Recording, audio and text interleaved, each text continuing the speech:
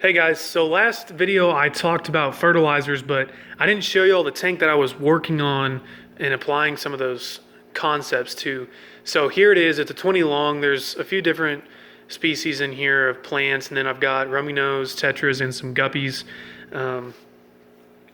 So now I can actually show y'all. So it's easiest to see on the dwarf's edge here. You can see these pinholes, and I mean, I've got these runners that are really far apart, and just generally speaking, it's been growing really slow.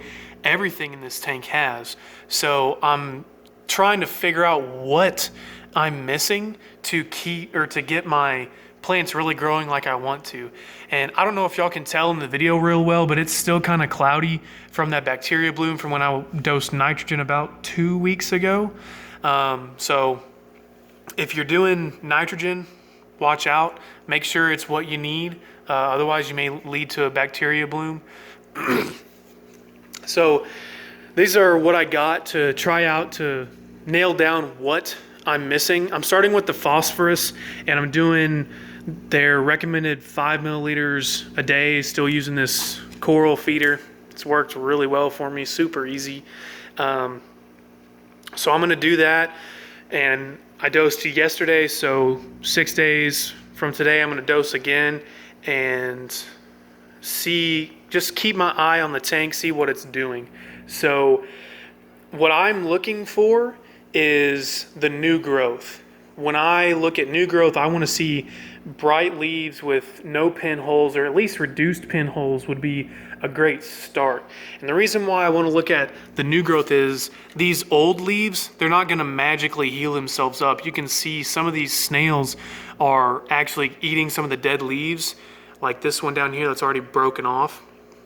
So I want to look for the new growth. I want to see how healthy and see what those new leaves are doing, because that's going to be that's going to really show how the plant is responding to anything new coming into the tank.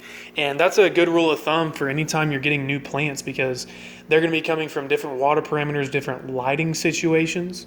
So if you get a new plant and it melts back and it looks terrible after 3 to 5 days, give it some time, look for some new green leaves coming off of it. And once you see that, most of the time you're golden, you're set to go.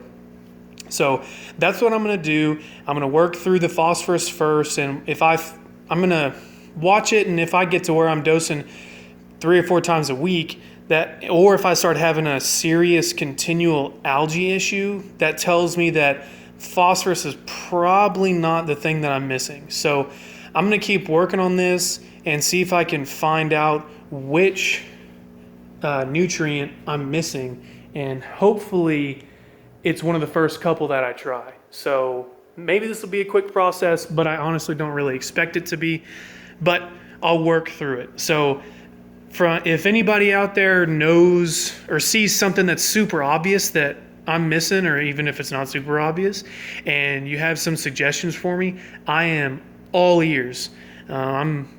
I think I said it last time too, I'm learning just like everybody else in this hobby. It's all a lot to learn and a lot to do. So I'll leave y'all with that.